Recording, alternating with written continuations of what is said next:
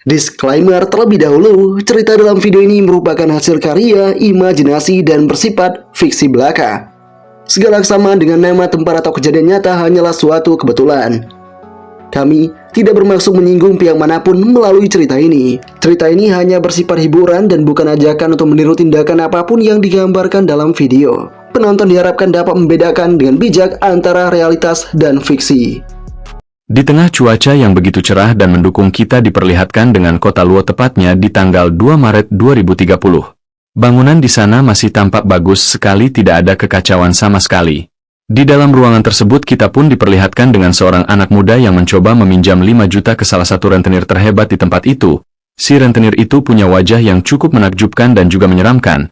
Dia berkata kepada anak muda itu bahwa bunga pinjaman di tempatnya itu agak tinggi. Pria ini bernama Zhang, bos Ocean Gang rentenir bawah tanah di Luo City. Saat ini pemuda dengan lantang mengatakan pada Zhang yang itu jika dia ketemu Master Hoki dan dia bakal gila sekarang. Dia ingin melipat gandakan duitnya sekarang juga. Zhang yang mendengar itu kemudian mengatakan kepada pemuda itu, "Baiklah, 40% bunga aku pinjamkan, 5 juta kau balikin 7 juta dalam 6 bulan. Tak cuma itu, kamu juga harus ngasih jaminan dengan nilai yang setara." Kini pemuda itu mengatakan kepada Zhang, "Ini surat rumahku. Mohon dicek." Dan dengan melihat adanya hal ini membuat Zhang mengatakan kepada pemuda itu, "Tempatnya ini sudah tua sekarang, paling cuma 3-4 juta nilainya." Di dalam hatinya Zhang pun tahu jika ini merupakan apartemen yang cukup bagus buat jaminan. Domba ini telah masuk ke dalam jebakan dan kandangnya. Kemudian Zhang mengatakan kepada pemuda yang bernama Chen Xiao itu, "Aku tidak bisa menjamin 5 juta hanya dengan rumah ini." Chen Xiao yang mendengar itu berkata, "Tolong aku sebisa mungkin, 4 juta juga tidak apa-apa.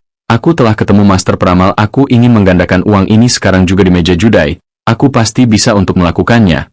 Kemudian Zhang Tang mengatakan kepada pemuda itu, "Aku hanya bisa memberikan 3,5 juta saja." Zhang Tang menyadari jika pria ini merupakan penjudi muda yang mudah sekali untuk terjebak. Chen berterima kasih banyak dan dia berjanji akan segera mengembalikan uangnya. Di sana Zhang mengatakan, "Kalau begitu aku ingin kamu bayar 4,9 juta dalam 3 bulan. Kalau belum lunas ambil rumahmu itu. Kalau kau setuju tulis surat hutang. Uangnya cair 3 hari. Saat ini terjadi. Chen pun sepakat akan hal itu, namun dia menjelaskan ada satu syarat dan sepertinya syarat itu disepakati oleh mereka. Mereka pun menyetujui kesepakatannya. 10 menit kemudian kita pun diperlihatkan lagi dengan Chen yang tampak sangat senang karena tak disangka duitnya juga telah masuk ke rekeningnya tanpa menunggu 3 hari terlebih dahulu. Chen Xiao kemudian tahu jika pria tadi telah dia gobloki. Chen menyadari jika sebulan lagi kiamat akan datang, siapa juga yang bakal bayar hutang. Sekarang Chen sudah dapat dananya, dia harus bersiap dengan benar. Dia tidak mau hidup sengsara lagi seperti di kehidupan lamanya. Di kehidupan yang dulu, bencana alam mengerikan melanda Blue Star, membuat ekosistem planet berubah drastis. Sinar matahari ekstrim membuat suhu rata-rata dunia mencapai 50 derajat Celcius. Manusia memasuki kiamat yang panas dan mengerikan selama 30 hari. Hewan-hewan menjadi sangat liar pada saat itu. Kembali ke Zhang yang kini sangat senang. Dia mengatakan, pemuda itu malah senang bunganya dinaikin. Pencudi memang tidak pantas punya rumah. Di kondisi ini anak buahnya mencoba mengatakan kepada sang bos, rumah itu nilainya di atas 4 juta tapi dia setuju waktu kita tawar 3,5, jangan-jangan kita yang telah kena jebakan. Zhang pun kini mengatakan, santai saja, itu cuma penjudi. Istri dan anak saja bisa dijual buat mendapatkan itu semua. Rumah hanyalah hal yang kecil baginya. Kita akan bekerja sama dengan kasino. Nanti pas waktunya tiba kita ambil rumahnya. Bahkan kita juga akan jual bagian tubuhnya itu. Anak buah mengerti akan hal itu. Kemudian kita kembali ke Chen yang mengatakan, ternyata di dunia ini masih ada orang baik seperti Zhang bodoh itu. Baru disebut soal bunga naik, si Zhang tadi langsung memberikan uang. Dia pikir dia bisa menipuku. Bodoh sekali aku, ini orang yang sudah hafal semuanya tentang kiamat ini. Dia tidak takut sama sekali dengan bunga pinjaman itu. Dan kalau uang sudah di tangannya tidak akan pernah kembali pada yang lain. Chen Xiao benar-benar pede dengan apa yang dia jalani. Chen juga tahu kan satu hal, di mana bumi nanti mengering, tumbuhan mati lalu bermutasi dan tatanan dunia runtuh. Persediaan jadi sangat langka, semua orang rela melakukan apa saja dan demi sedikit sumber daya siapapun yang menguasai supply dia yang punya kuasa. Dan dengan menjadi raja kiamat, selebriti terkenal sekalipun mereka semua harus merendah dan berlutut demi sepotong sosis atau secangkir air yang dimiliki oleh Chen nanti. Kalau tidak mereka akan mati di jalan yang menyedihkan dan menyeramkan. Sekarang karena Chen sudah diberikan waktu sebelum kiamat datang, dia harus buat rencana yang matang yang cukup untuk melewati bencana ini. Kemudian Chen ingin bertemu dengan seseorang. Dia tahu akan satu hal, bukankah ini es krim legendaris asasin yang katanya lebih mewah daripada es krim biasa? Chen pun tahu di kehidupan yang lalu dia tidak pernah sanggup untuk beli ini, tapi buat si wanitanya yaitu si Wan Qing, Shen sanggup untuk membelinya. Chen telah membelikan es krim yang banyak kepada sosok yang membuatnya mendapatkan kemalangan. Namun Chen sekarang tidak ingin memikirkan ini karena semakin dipikir ini semakin sakit, lebih baik dia bersenang-senang saja. Kemudian Chen pun meminta 10 dari setiap jenis es krim yang ada di tempat itu sehingga membuat para wanita pun terkaget tidak menyangka. Para wanita mengatakan, serius dia mampu melakukan itu, apakah ini bohong atau tidak?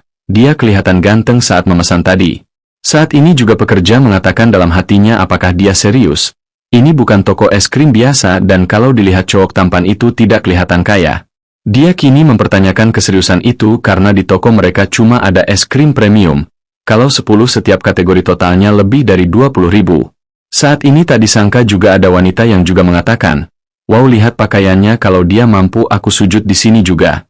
Chen kini menatap tajam dan mengatakan, hai bangsat, apakah kamu serius akan hal itu? Si wanita ini mengatakan, aku serius, aku sujud jika kamu membuktikannya.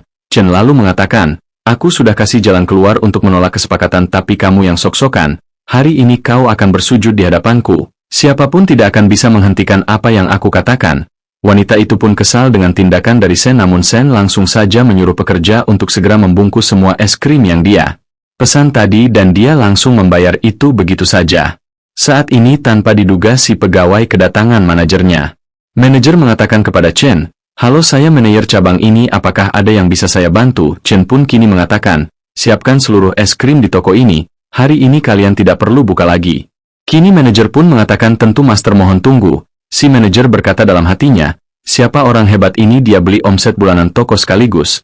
Ini padahal es krim yang mahal tapi sehari-hari jarang ada pembelinya, kebanyakan cuma lihat-lihat saja. Kemudian dia mengatakan kepada saya, barang yang dipajang hari ini totalnya Rp70.000 dan inventaris total sekitar 1 juta. Saat ini Chen tahu jika ini tidak terlalu mahal. Sekalian saja dia borong karena ketika kiamat datang dia bisa sembunyi di rumah sambil makan es krim. Chen kemudian langsung mengatakan kepada manajer itu, ini aku transfer DP 300.000 dulu, kirim semua es krimnya ke alamat ini. Manajer pun memahaminya dan percaya kepada Chen. Chen kini mengatakan, wanita-wanita silahkan ambil es krim, hari ini aku yang traktir. Kini semua wanita terkejut dan bahkan gadis tadi pun juga terdiam. Di sini Chen mengatakan kepada wanita yang sombong tadi, semua orang boleh senang kecuali gadis itu, dia masih harus menunduk di hadapanku. Wanita itu pun lantas langsung melakukan itu begitu saja. Chen pun kemudian mengatakan, kenapa kamu sok berani kalau akhirnya juga takut seperti ini? Chen pun memenangkan pertaruhan itu. Setelah itu Chen pun sudah menyantap es krimnya, dia tahu jika es krim ini sangat nikmat. Tak cuma itu, dengan kemampuan yang dimiliki oleh Chen Xiao, ini tentunya dia bisa menjaga barang tetap segar selamanya. Dia bisa makan es krim kapanpun dan dimanapun. Dengan kemampuan ini selebriti dan model pun bakal datang kalau Chen panggil. Baru membayangkan ini saja terasa sangat nikmat sekali. Chen Xiao tidak menyangka kekuatannya ikut terbawa di kehidupan yang baru. Awalnya kemampuan baru muncul satu persatu setelah kiamat dimulai, namun entah kenapa ini sudah didapat oleh Chen. Kemampuan ini akan jadi kartu terbesarnya. Selanjutnya Shen harus bangun rumah aman terlebih dahulu. Cold storage, senjata energi, dan cadangan makanan, masih banyak yang harus dia lakukan. Tak lama kemudian ada panggilan telepon sehingga membuat Chen tahu jika ini dari wanita yang bernama Wan Qing. Chen tahu jika inilah gadis yang telah membuatnya sengsara. Chen pun tahu akan satu hal di mana Li Wan Qing seperti itu sejak orang tua Chen meninggal. Sejak orang tua dari Shen pergi, dia muncul seolah-olah menjadi penyelamat dalam hidup Chen. Chen yang benar-benar bodoh saat itu berpikir jika wanita itu merupakan cahaya yang menyinari, tapi kenyataannya yang dia incar hanyalah sisa warisan kecil peninggalan orang tuanya. Pada saat itu Wan Qing mengatakan kepada Chen Xiao, kata mama kalau kamu mau menikahiku berikan aku kalung dan rumah mewah di pusat kota, serta mahar 880.000 yuan. Chen tahu wanita itu seperti lubang yang tak berdosa, setiap saat meminta lagi dan lagi sampai tabungannya habis terkuras. Saat itu Wan Qing selalu meminta yang mahal dengan alasan di masa depan keluarga kecil mereka harus hidup nyaman, dan bahkan Wan Qing menyuruh Chen untuk menjual rumah yang tua dan jelek kepunyaan keluarganya itu. Chen tahu jika gadis ini ingin menjual rumah warisannya demi membeli rumah mewah untuk dirinya sendiri, dan pada hari kiamat terjadi Chen Xiao dicampakkan begitu saja. Wan Qing menyerahkan Shen kepada seorang tuan muda untuk dijadikan bahan konsumsi. Saat itu Chen kesal dan marah, dia padahal telah melakukan segalanya demi melindungi gadis itu, namun ketika pria yang lebih kuat datang, Wan Qing menjualnya seperti hewan ternak. Bahkan saat itu juga Chen disantap oleh orang yang tidak punya moral itu. Pada akhirnya Chen bahkan mati di dalam keadaan yang tidak utuh. Dan saat ini karena Wan Qing datang ke dalam hidupnya lagi, dan datang ke hadapannya, Chen akan menyelesaikan semua hutang ini sampai akhir. Kemudian kita pun diperlihatkan dengan keadaan di hotel mewah di mana saat ini Wan Qing sedang berkomunikasi dengan Chen. Wan Qing mengatakan kepada Chen jika saat ini dia sedang main bersama teman-temannya dan dia ceroboh. Dia kehilangan kalung emas kesayangannya. Dia sedih sekali. Chen yang mendengar itu berkata, "Tak perlu sedih, nanti aku akan memberikan yang baru untuk sayangku. Aku tidak akan membelimu cuma satu, kita akan beli 10 biar kamu bisa gonta-ganti sesuka hati." Wan Qing pun berkata, "Benarkah? Sejak kapan kamu jadi dermawan begini?" Chen pun mengatakan jika dia baru saja beruntung dia masuk kripto dan untung lumayan, dan kalau dia sudah dapat uang tentu harus dia habiskan untuk Wan Qing. Wan Qing mencoba mengatakan kepada Chen jika dunia seperti itu penuh dengan resiko, namun Chen mengatakan, tenang saja, meski penipuan atau tidak Chen tetap akan melakukan itu semua karena dia sudah bosan main kecil-kecilan, dia mau main yang besar. Dia sudah mengumpulkan modal untuk hal ini, namun ada satu syarat. Pinjaman ini butuh saksi dan Chen meminta kepada Wan Qing untuk membantu menyelesaikan ini semua. Jika berhasil Wan Qing akan mendapatkan 5% sebagai imbalannya. Kemudian tak disangka saat ini Wan Qing sedang bersama dengan pria di dalam hotel. Pria itu mempertanyakan kenapa Wan Qing lama sekali. Wan Qing kemudian mengatakan jika dia ada urusan sebentar.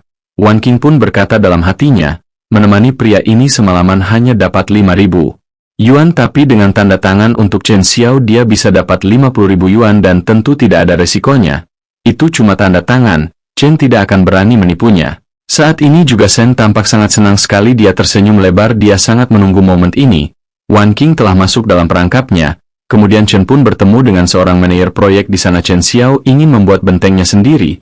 Chen ingin membuat benteng super kuat. Chen memberikan arahan dalam pembuatan di mana jendelanya harus pakai kaca yang anti segalanya. Dengan jaring keamanan super tinggi, pagarnya 3 meter beton, tahan gempa sampai magnitudo 8, atapnya atau topi panel surya penuh dan pasang generator mandiri, tambahkan sistem filtrasi udara tingkat militer untuk menahan gas beracun dari luar dengan ekosistem mandiri dengan oksigen 72 jam dan sistem daur ulang air, dan pasang pintu ledakan dengan autentikasi ganda, biometrik plus kunci mekanik. Chen Xiao melakukan ini karena dia tahu dalam 1 bulan ini tempat ini harus menjadi sistem pendukung dan penunjang yang lengkap. Dan dengan apa yang terjadi si pria itu pun mengatakan dalam hatinya, persiapan keamanan atau hanya paranoid saja, apakah pria ini kebanyakan nonton film India? Chen kemudian langsung mempertanyakan kesiapan manajer proyek itu dengan berkata, kenapa engkau diam? Apakah kamu tidak sanggup? Bukankah di CV-mu tertulis sangat ahli sekali? Kemudian si manajer proyek mengatakan, Tuan, permintaan Anda ini sangat menarik, hanya saja soal anggaran itu akan sangat memakan biaya yang besar. Pria ini juga tahu akan satu hal di mana dia telah menemukan satu lagi orang kaya yang termakan teori kiamat, uangnya lebih besar dari logikanya. Setelah itu Chen langsung deposit 1 juta sambil mengatakan, untuk pelunasan nanti sebut saja harganya akan kusanggupi. Si kacamata sangat senang akan hal ini dan terkejut tidak menyangka. Baginya ini merupakan salah satu proyek terbesarnya dan dia bisa hidup santai seumur hidup seperti kebebasan finansial. Dengan kondisi yang ada ini Chen Xiao menegaskan sesuatu kepada pria itu jika dia sangat teliti soal kualitas dan material. Semuanya harus lolos inspeksi. Pria itu pun memahaminya, dan dia jamin benteng ini akan mustahil ditembus. Saat ini perbedaan pikiran terjadi di antara mereka. Si kacamata mencoba untuk memeras uang yang dimiliki oleh Chen Xiao itu, sedangkan Chen Xiao itu telah mengetahui semuanya karena saat kiamat datang tidak mungkin bagi mereka untuk menikmati uang itu. Setelah itu, setelah bentengnya sudah aman, Chen menuju ke perencanaan selanjutnya. Dia butuh persediaan obat-obatan, makanan, kebutuhan harian, dan ada satu hal lagi, dia tahu dalam kiamat, bahaya terbesar bukan bencananya tapi kegelapan hati manusia. Ketika hukum runtuh yang kuat akan menang. Dan karena itu Chen butuh senjata. Senjata jarak dekat itu gampang tapi senjata pernafasan Amerika sulit didapat. Senjata mematikan itu jauh lebih sulit untuk ditemukan. Kemudian Chen menghubungi salah seseorang yang berada di black market dan dia pun mendapatkan informasi untuk bertemu dan melakukan transaksi. Mereka akan ketemu malam ini jam 8. Singkatnya Chen pun tiba di malam itu di tempat yang tampaknya tidak ada orang. Namun tak disangka ada satu orang perempuan yang lagi dikejar para preman. Wanita itu berlari ketakutan meminta bantuan. Dia menatap dengan penuh rasa takut dan berlari menuju ke arah Chen. Mencoba meminta perlindungan, namun para preman tentu tidak akan membiarkan itu begitu saja karena si wanita itu melakukan sebuah kesalahan. Bagi mereka wanita itu harus disiksa. Chen Xiao yang tahu akan wanita ini berkata dalam hatinya, kenapa dia ada di tempat yang seperti ini? Kini si wanita pun telah ditangkap oleh para preman itu. Si wanita sulit untuk melakukan pelepasan, dia ditahan dengan segenap kekuatan. Saat ini Chen tahu akan satu hal di mana wanita ini merupakan dewi jenius masa SMP mereka. Cahaya yang pernah membuat banyak anak lelaki terpikat. Saat ini si wanita telah dikasari oleh para preman yang ada.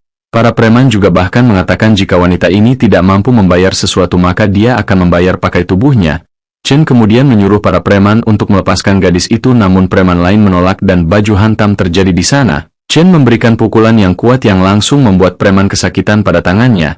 Si preman kesakitan begitu saja dan Chen membuat pria itu terpukul mundur terjatuh seketika tanpa berlawanan sedikit pun. Hal ini memicu emosi negatif, dan emosi negatif yang terdeteksi antara lain seperti ketakutan, rasa sakit, penindasan. Chen mencoba mengumpulkan emosi negatif itu. Saat ini Chen tahu di kehidupan yang sebelumnya dia tidak pernah punya sistem ini. Saat ini si gadis itu pun kini diperingati oleh preman, jangan bergerak selangkah lagi, jika tidak aku akan membunuhmu. Tapi tak disangka sebuah lemparan yang sangat dahsyat dilakukan oleh seseorang sehingga membuat preman itu terjatuh seketika. Di kondisi seperti itu preman itu benar-benar kesakitan. Di sana para anggota yang tersisa mencoba untuk melawan. Ternyata orang ini datang untuk membantu. Dia mencoba untuk membantu Chen Xiao di sana karena dia tidak suka jika ada sekumpulan pria dewasa mengkeroyok satu garis. Pertarungan terjadi di tempat itu antara preman dan juga Xiao. Pertarungan dilakukan begitu saja. Berbagai pukulan terjadi di tempat itu, dan pria baru itu berhasil membuat para preman bertekuk lutut. Chen juga berhasil menghajar para preman itu dan juga membuat mereka semua tidak berdaya. Di sana mereka mengalahkan para preman itu.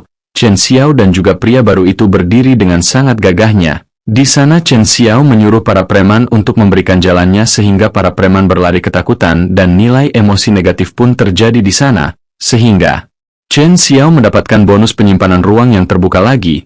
Xiao telah memanen banyak emosi negatif. Hal ini menarik sekali bagi Chen. Kemudian gadis itu berterima kasih kepada Chen Xiao karena telah dibantu dan Chen kini menyuruhnya untuk segera mencari tempat yang aman dan wanita itu pun akan pergi terlebih dahulu. Saat ini terjadi juga pria baru itu mencoba mengatakan kepada Chen, pahlawan menyelamatkan gadis tadi keren juga. Namaku Mojang, kamu siapa?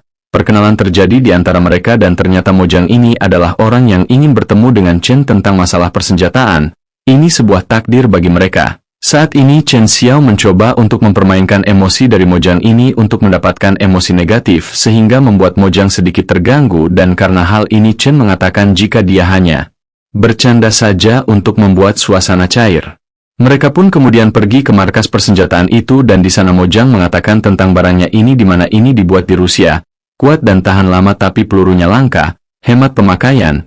Mojang saat ini juga tahu akan kemampuan dari Chen Xiao yang bagus dan cukup menarik, dan karena itu Mojang memberikan harga spesial persahabatan. Chen Xiao berterima kasih akan hal itu.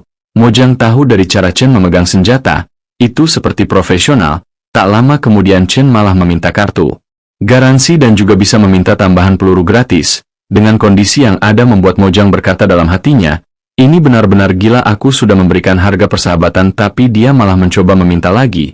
Ini benar-benar tidak tahu diri, padahal senjata ini bisa Mojang jual 2 kali lipat di tempat lain dan Chen masih minta garansi dan bonus. Mojang kini sangat murka di dalam hatinya sehingga emosi negatif ini berhasil didapatkan oleh Chen.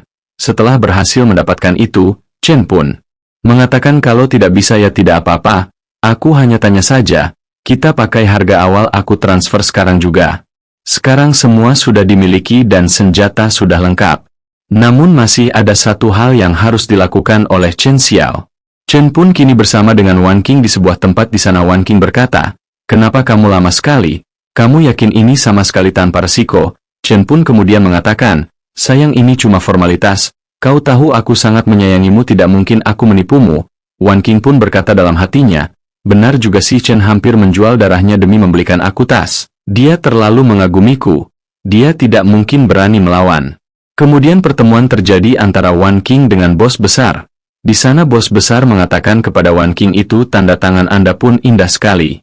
Di dalam hatinya bos berkata, dia kira dia hanya jadi penjamin, namun setelah tintanya kering nanti semua hutang pindah ke dirinya, dan kalau dia tidak bisa bayar maka bos besar juga mendapatkan sesuatu yang sangat langka, yaitu pembayaran pakai tubuh Wan King. Saat ini juga Chen pun berkata dalam hatinya, ini adalah sebuah keberhasilan dan kebohongan Wan King itu. Tanda tangan ini akan menjadi neraka bagi Wan King. Dan dana ini adalah kunci terakhir untuk mendapatkan pelunasan tempat yang mahal dan aman. Chen berterima kasih kepada Wan King. Waktu pun kian berlalu dan kini di sebuah tempat Chen sudah punya tempatnya. Ini sudah sesuai dengan material yang dibutuhkan. Dibangun dengan standar militer tertinggi, anti panas, kedap suara, anti ledakan, anti bor, bahkan bisa tahan beberapa ledakan nuklir. Kualitas ini sangat bagus sekali dan Chen telah mendapatkan apa yang dia inginkan.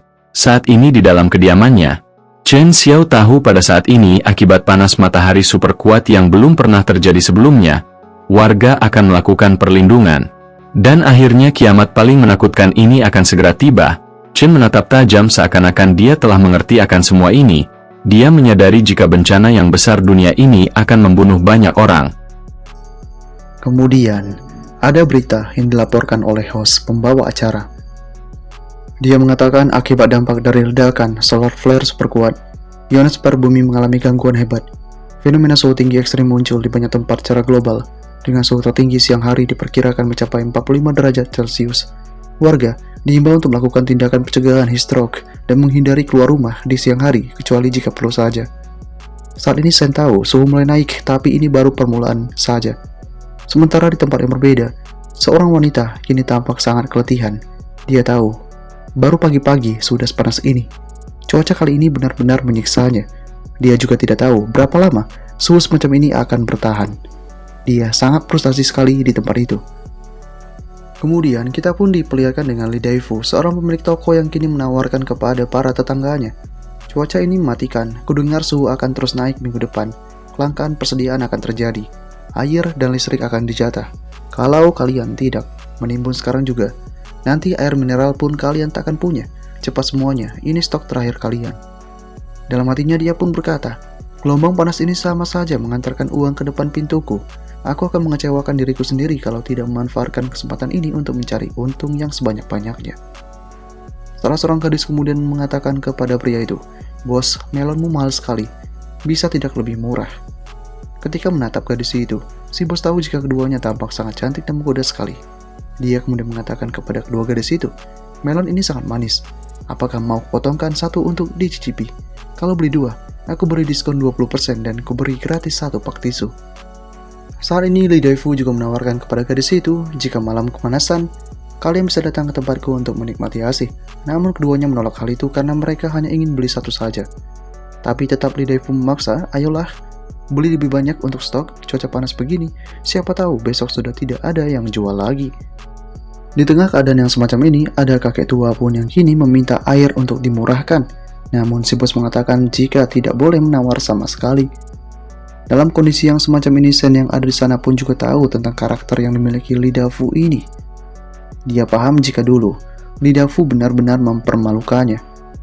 Ketika Sen mencoba untuk mengambil barang yang terjatuh, si Li Daifu ini malah mengatakan kepada semua orang yang ada di sana saat itu, semuanya lihat, bocah miskin ini mencuri barang, aku menangkap basah dia ini. Sen mencoba untuk bergumam dengan mengatakan jika dia lihat itu jatuh ke tanah dan mau memungutnya untuk mengembalikannya ke tempat semula. Namun sayangnya, Li Daifu menegaskan jika memungut, kau tidak sebaik itu. Lihat pakaian yang lusuh itu, aku tahu tanganmu tidak bersih. Bayar atau kukirim kau ke kantor polisi. Saat itu, orang-orang pun menyadari jika Li Daifu berkata benar dan sosok dari Sen yang disalahkan sebagai pelaku dalam kasus ini. Mereka semua benar-benar tak mengerti bagaimana cara orang tua mendidik Sen ini. Sen terus berupaya untuk mengatakan jika dia tidak mencuri, namun tetap saja itu gagal dilakukan. Saat ini Sen menatap Li Daifu ini.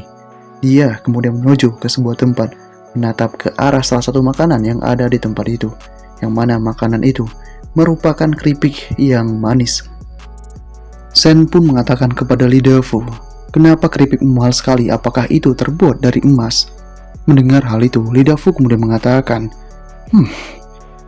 siapa bocah ini? Bocah ini benar-benar mencoba untuk melakukan sesuatu.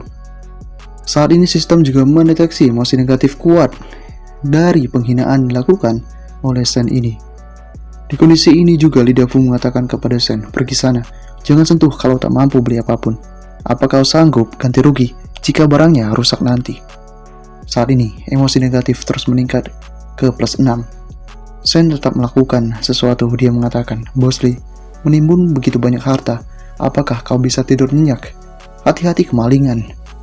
Dengan adanya ancaman yang semacam ini, Lee Da-fu pun kini tampak mulai ketakutan. Namun dia kini sangat marah kepada Sen itu dengan mengatakan, kau sedang menyumpahi siapa? Percaya tidak, akan kuhajar kau pecundang.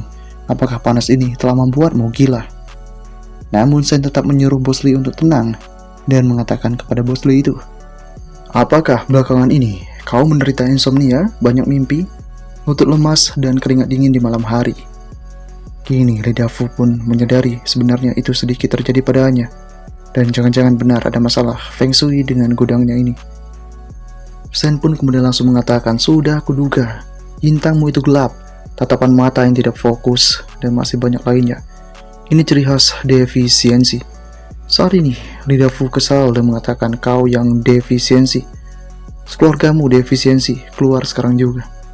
Namun Sen tetap mengatakan, bos, jaga kesehatanmu, amarah besar itu merusak tubuh, apalagi dengan kondisi tubuhmu. Kalau kau tidak hati-hati, kau bisa mati muda. Lee Da-fu pun benar-benar terkejut dengan adanya hal ini. Dia tak mampu berkata apapun lagi, dan emosi negatifnya meningkat kuat ke +20. Di malam harinya masih di tempat tokonya Lee Da-fu, kita pun diperlihatkan dengan Sen yang kini berkata dalam hatinya, di kehidupan yang dahulu, aku menelan amarahku dan membiarkan orang lain menindasku. Di kehidupan ini, aku ingin menagih semuanya kembali beserta bunganya. Dan ngomong-ngomong, bukankah sebelumnya dikatakan aku bisa menggunakan spatial expansion? Emosi yang disumbangkan Lee Da-fu pas sekali untuk digunakan. Sen pun kini mengonsumsi emosi negatif itu dan dia berhasil membuka storage space expansionnya dan kini selesai untuk dilakukan. Tanpa pikir panjang lagi, Sen kemudian langsung melakukan penyerapan terhadap toko yang ada di sana. Sen tampak tersenyum puas dengan apa yang telah dilakukannya. Di keesokan harinya kita pun diperlihatkan dengan suasana yang cerah, burung-burung bernyanyi begitu saja. Begitu juga dengan Lee Da-fu yang moodnya sangat baik pada hari itu. Namun ketika dia tiba di tokonya, dia sangat terkejut tidak menyangka. Tokonya itu seakan-akan tampak kosong. Dia bergegas membuka tokonya begitu saja, dan benar saja, semuanya telah hilang, lenyap tanpa tersisa. Saat ini dia pun tampak sangat kesal, ketakutan, amarahnya semakin membabi buta. Dia bertanya-tanya di mana barang-barangnya itu. Siapakah yang melakukan ini semua? Siapa bajingan yang melakukan ini semua? Saat ini semua itu disaksikan oleh sosok dari Sen itu dan emosi negatif berhasil kembali didapatkan oleh Sen yaitu +66. Saat ini Sen tampak sangat-sangat senang. Dia telah menetapkan sebuah misi untuk melumpuhkan sosok dari Lee Da-fu ini secara finansialnya. Lee Da-fu saat ini langsung menangis dengan mengatakan siapakah pelakunya, siapa bajingan yang mencuri stoknya itu. Dia ingin segera mencari tahu, namun dia pun kini sangat frustasi akan hal itu. Lenyap dalam satu malam saja. Orang-orang yang menyaksikan itu kini tampak cukup bersedih.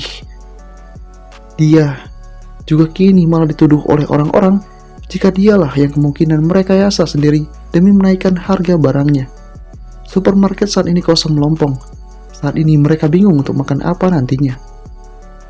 Ibu-ibu di sana juga mengatakan, kudengar ada yang melihat bayangan hitam melayang masuk semalam, dan mereka masih belum tahu pasti tentang hal itu. Saat ini terjadi, Lee Da-fu benar-benar berasa jika hantu tidak mungkin dapat melakukan ini semua. Namun dia terus kepikiran akan hal ini dan emosi negatifnya terus menguat. Amarah meningkat terus dan ketakutan juga terus meningkat. Kecurigaan juga bertambah. Dan dengan segala yang terjadi ini membuat Chen Xiao berkata dalam hatinya, lumayan, output emosi Lee Da-fu cukup stabil. Saat ini juga, Chen pun tanpa diduga memakan keripik emas di tempat itu. Dan dia pun kini mengatakan sebuah kejutan kepada Lee Da-fu itu. Bau ini enak sekali. Dan dengan adanya sebuah reaksi dari Chen itu membuat Lee Da-fu menatapnya dan dia sadar itu keripiknya. Lee Da-fu kini mengetahui jika kemasan itu berasal dari stok yang dia punya. Dia berteriak sekencang mungkin di tempat itu. Saat ini, Chen masih tenang. Dia mengatakan, "Bos Lee, keripikmu terbuat dari emas atau bisa mencegah heat stroke. Menjualnya kok mahal sekali." Itu merupakan sebuah perkataan dari sosok Sen sebelumnya. Dia kini sadar jika pada saat ini Sen benar-benar telah mencuri keripiknya itu, mencuri barang-barang yang ada. Namun meski begitu Sen tetap tenang. Sen kini mengatakan kepada bos Lee itu, main fisik itu tidak asik. Kau harus menunjukkan bukti yang ada. Menuduh tanpa bukti, kau harus bertanggung jawab. Saat ini Sen juga mengatakan kepada Lee Da-fu itu, ngomong-ngomong juga, supermarketmu benar-benar bersih. Tak tersisa satu keripik pun. Bagaimana kalau kuberikan sisa setengah bungkus itu padamu? Kini Lee Da-fu mengatakan, kau menyumpahiku kemarin. Sekarang barangnya hilang dan kau makan enak di sini. Kalau bukan kau, lalu siapa yang mencurinya? Saat ini dia juga berkata dalam hatinya, pecundang ini meskipun bukan dia yang mencuri, aku bisa memeras sesuatu darinya untuk menutupi kerugianku. Di saat ini terdeteksi emosi negatif yang kuat dari Lee Da-fu ini. Dan hal ini tentu membuat Sen tampak senang. Sen pun kini juga berkata, apakah toko lain tak boleh jual keripik, biar semua orang menilai. Bos Lee kehilangan stoknya sendiri dan mau menimpakannya padaku. Saat ini yang lain juga mengatakan, benar juga, tempat lain juga mungkin ada keripik. Tapi kemarin dia protes harga mahal, hari ini supermarket kosong, itu kebetulan sekali. Saat ini terjadi juga, Lee Da-fu pun benar-benar tak menyangka jika pecundang ini tiba-tiba jadi bernyali. Chen Xiao kemudian mengatakan kepada Lee Da-fu di sana, bos, kalau tak percaya geledah saja rumahku. Kalau ketemu barang tokomu, aku bayar 10 kali lipat. Tapi kalau tidak ketemu, generator cadangan di pintu belakangmu itu akan jadi milikku. Kali ini, Lee Da-fu mengatakan, baiklah, geledah kalau begitu. Kita lihat berapa lama kau bisa berpura-pura. Lebih bagus kalau ketemu, kalau tidak, mau generator itu hanya mimpi saja. Singkatnya mereka pun tiba di kediaman dari Chen Xiao itu. Betapa terkejutnya mereka ketika menyaksikan rumah Chen Xiao yang isinya sangat lengkap sekali. Chen Xiao benar-benar menyembunyikan kekayaannya. Lee Da-fu bertanya-tanya, kapan bocah ini menjadi begitu kaya raya? Dia menatap ke arah baju yang dimiliki oleh Chen Xiao. Harganya sangat mahal sekali dan begitu mewah sekali. Banyak makanan yang juga tersedia di tempat itu. Betapa lengkapnya. Lee Da-fu benar-benar tak menyangka jika ini dilakukan oleh Chen itu. Chen pun di sana mengatakan, bos Lee, sudah puas menggeledah, mau bongkar lantai juga. Lee Da-fu kini sangat ketakutan, mencoba untuk berlari dari tempat itu, karena dia akan mencoba tanya ke tempat lain. Saat ini emosi negatifnya juga terdeteksi di tempat itu, dan rasa malu juga meningkat. Dan aksinya itu dihentikan oleh Sen. Sen mengatakan, jangan pergi dulu. Bagaimana dengan generator yang telah disepakati? Semua orang telah mendengarkan itu. Kau tidak boleh ingkar janji. Saat ini, Lee Da-fu pun mengatakan kepada Sen itu, generator apanya, anak muda, mundurlah selangkah agar hidupmu tenang. Apa perlu membuatnya jadi seburuk ini?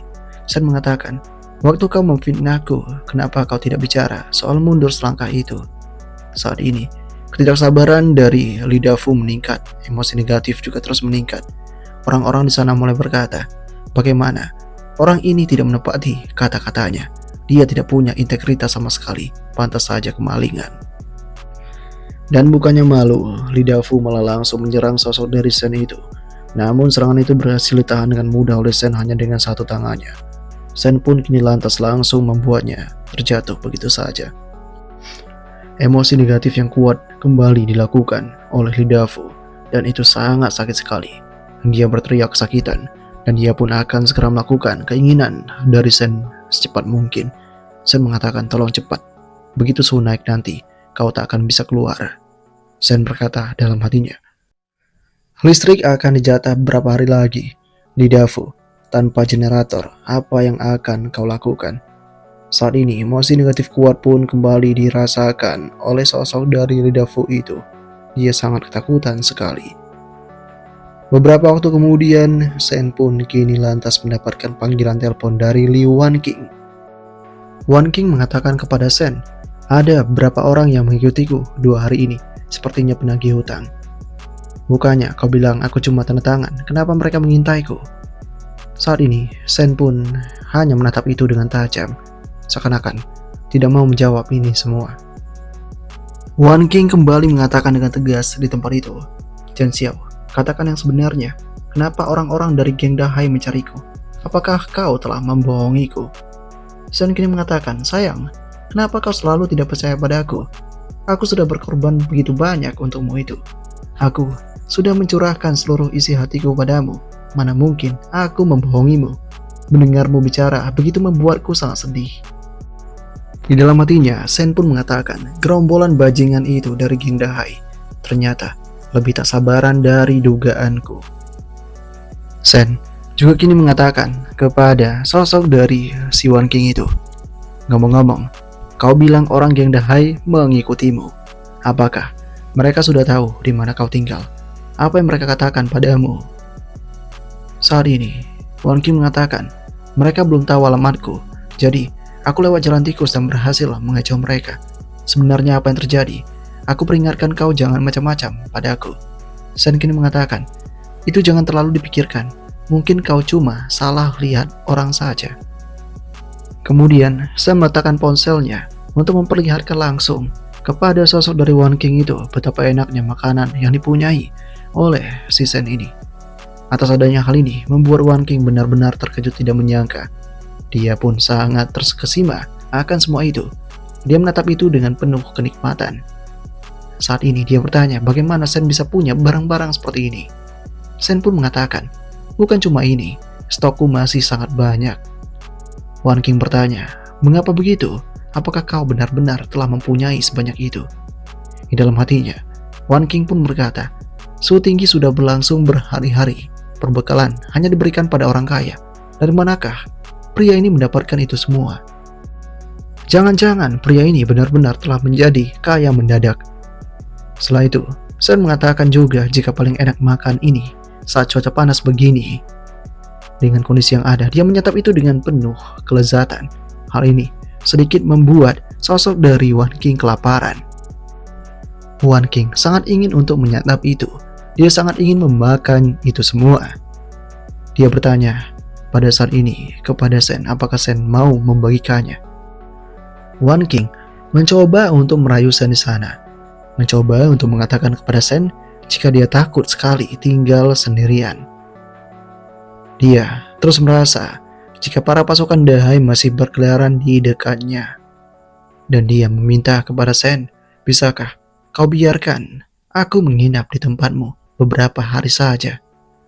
Aku bisa untuk membantu dan menemanimu sebanyak apapun yang kau inginkan.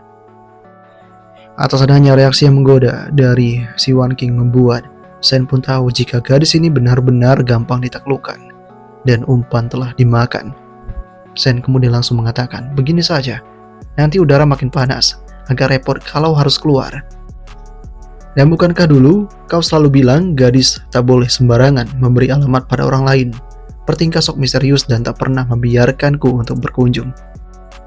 Kirimkan aku alamatnya, aku akan menjemputmu nanti malam saat udara sudah agak sejuk. Kini Wan King langsung berkata, oh, itu kan masa lalu, situasinya sekarang kan berbeda. Kau sekarang kan pacarku, kalau kau tidak melindungiku, siapa lagi yang akan melindungiku?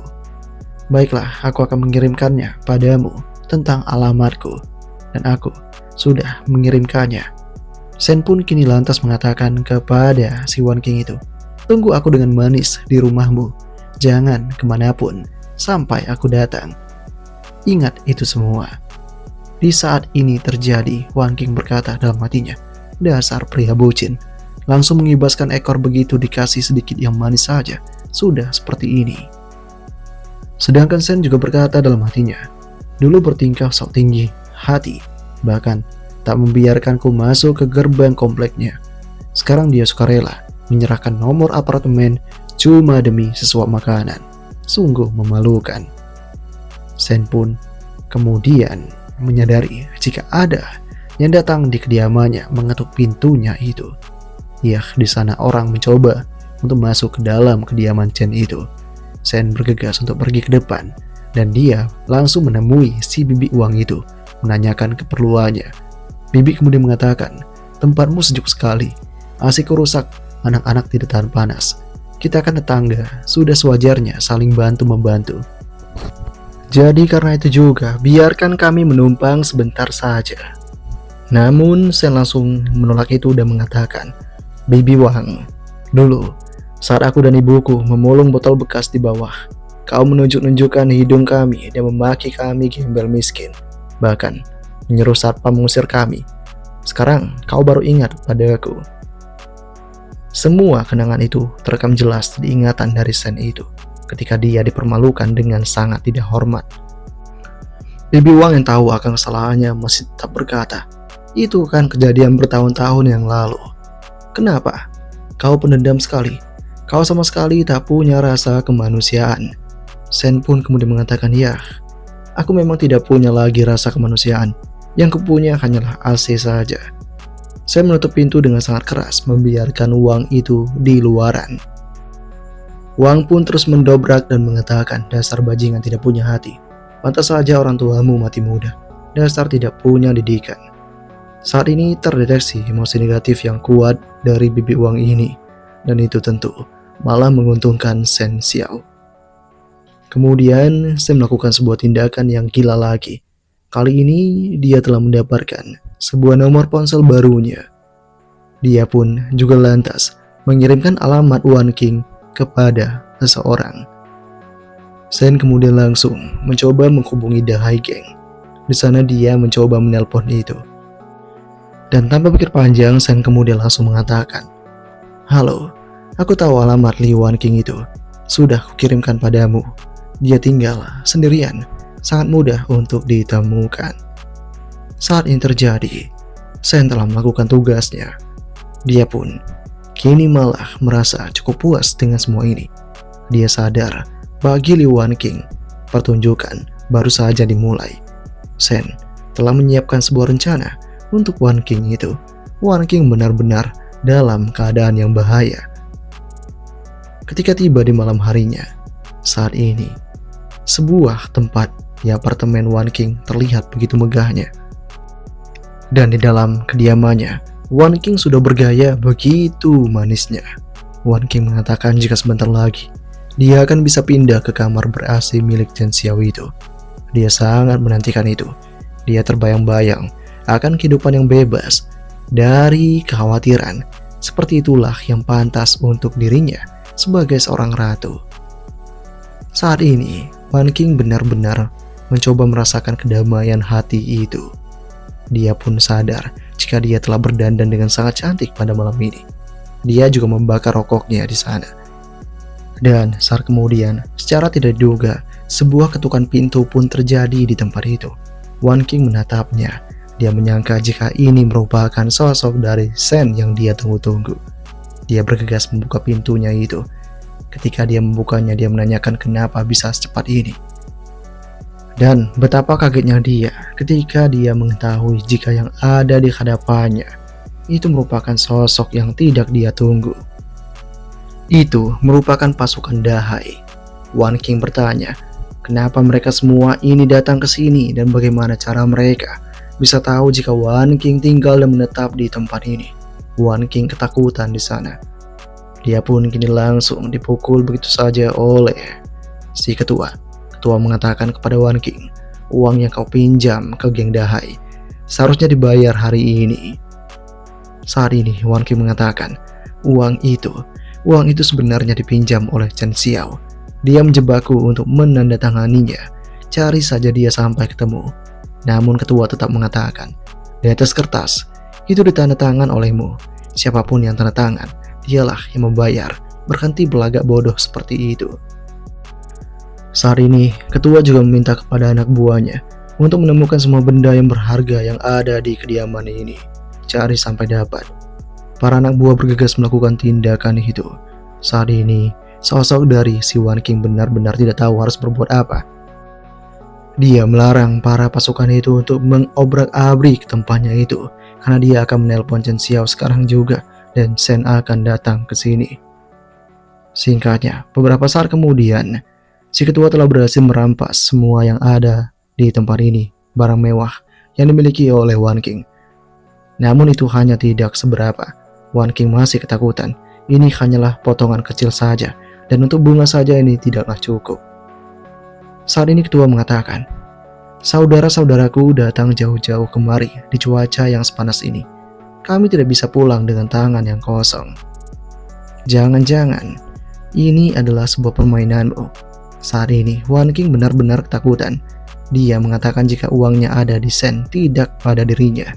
Tapi tetap ketua menatap itu. Dan ketika ditatap, Wan King mencoba berkata lagi jika Sen juga punya banyak perbekalan. Sen akan menjemputnya secepat mungkin. Tunggu dia datang dan tanyakan padanya uang itu semua. Penelponan dilakukan oleh Wan King di sana, namun nomor yang dituju tidak dapat dihubungi. Beberapa kali dia pun mencoba untuk melakukannya. Wan King mulai kesal dan geram. Dia tidak tahu harus berbuat apa. Sen benar-benar tidak dapat untuk ditelepon lagi. Sen benar-benar tidak menjawab ini semua lagi. Dia pun sangat-sangat ketakutan. Bagaimana mungkin ini terjadi? Saat ini, dia mencoba meminta waktu untuk terus menghubungi Sen itu, karena Sen masih tak dapat untuk ditemui. Dia terus mencoba meminta itu, namun langsung dijatuhkan oleh ketua begitu saja. Ketua pun langsung mengatakan di sana, "Bodoh sekali kau ini, benar-benar bodoh.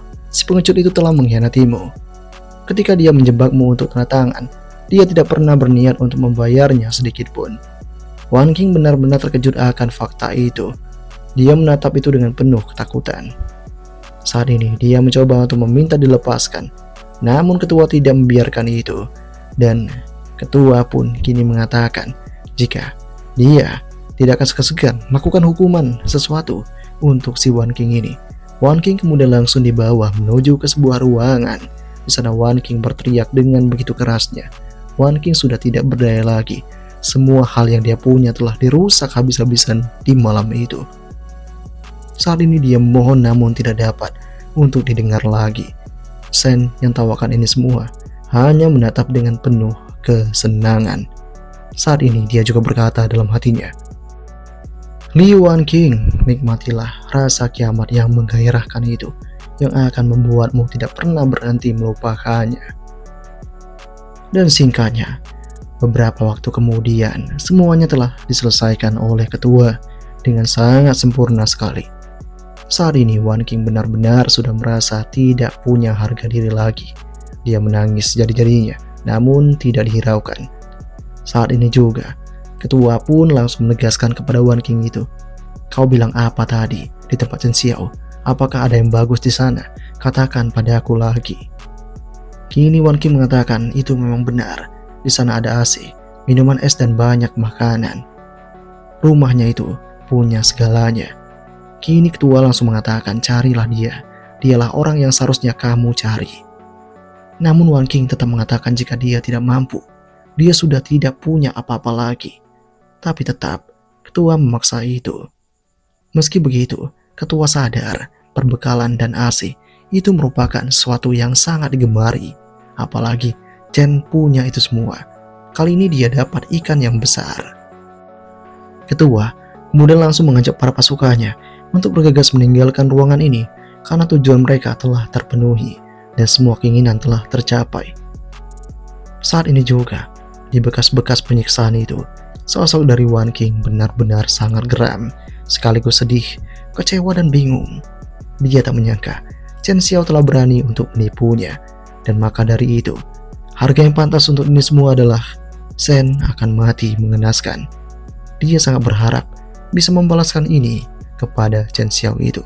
Dia berjanji akan melakukannya sampai kapanpun, sampai dia menemukan semua tujuannya.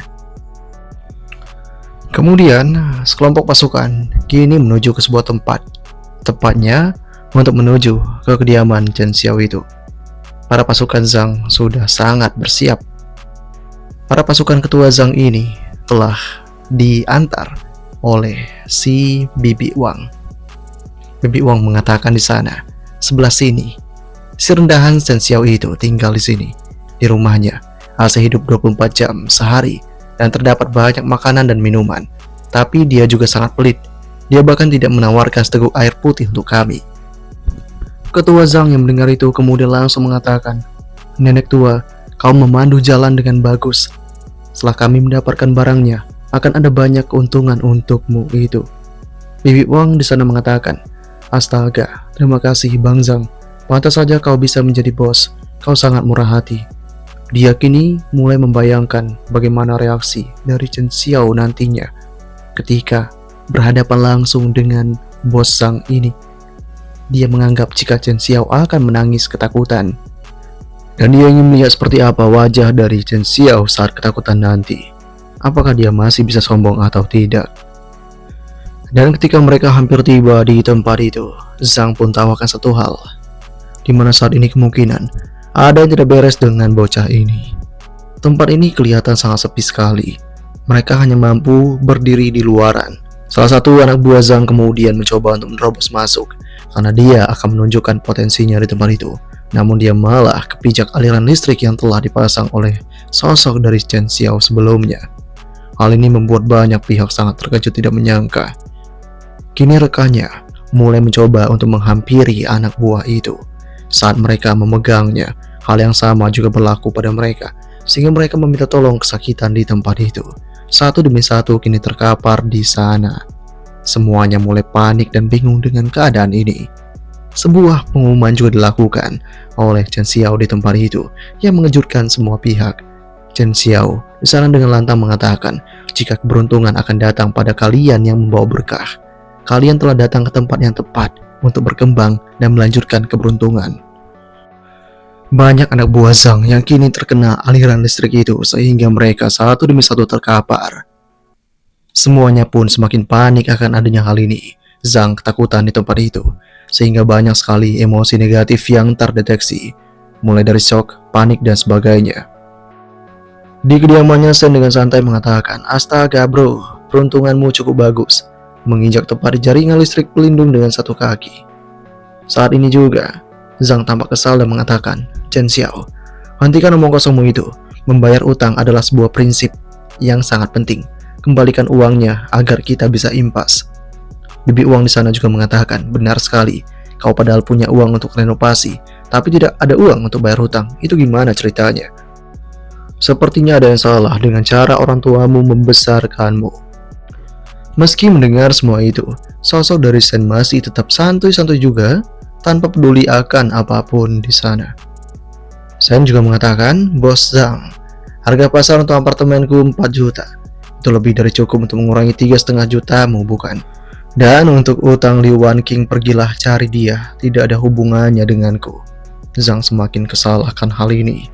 Namun Zhang juga sadar jika pada saat ini persediaan sangatlah penting, yang lainnya hanyalah omong kosong. Saat ini juga Shen mengatakan kepada Zhang, "Pria bijaksana, menurut pada keadaan, karena suasana hatiku lagi bagus, ayo kita berpisah dengan baik untuk memberimu sebuah waktu. Jika kau terus mencari masalah, aku tidak akan sungkan melakukan apapun padamu."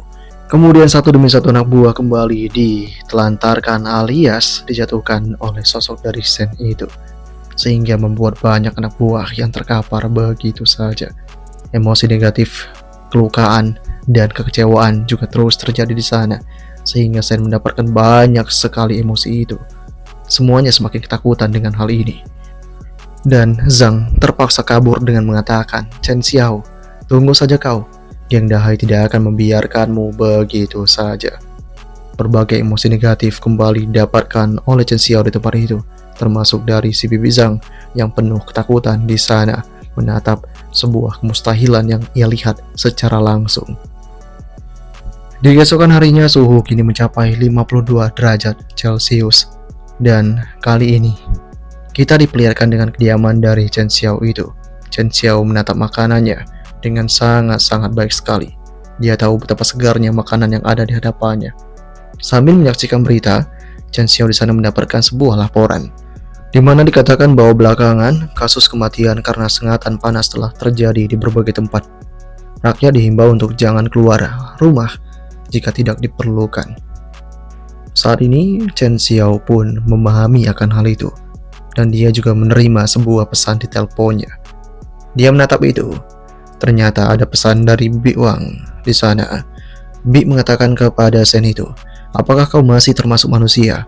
Kau punya makanan, minuman, dan AC, tapi kau malah hanya menyaksikan orang tua dan anak-anak mati kepanasan." Yang lain juga mengatakan jika Shen ini egois, tidak cocok jadi tetangga. Tak cuma itu, banyak juga yang mengatakan jika dalam masa luar biasa, sumber daya harus dibagi. Jika tidak, itu akan menjadi seorang pembunuh. Karena mereka semua hampir mati kepanasan, dan Shen masih tidak punya hati nurani sedikit pun. Chen Xiao harus keluar dan beri penjelasan pada semua orang, namun Shen tidak peduli akan ini semua. Shen malah mengumpulkan banyak sekali emosi negatif yang dihasilkan, mulai dari keirian dan juga hal lainnya. Tentunya, ini semakin membuat Shen merasa senang. Total nilai emosi negatif telah melebihi 1000, dan Shen juga akan mendapatkan hadiah yang layak untuk dia terima.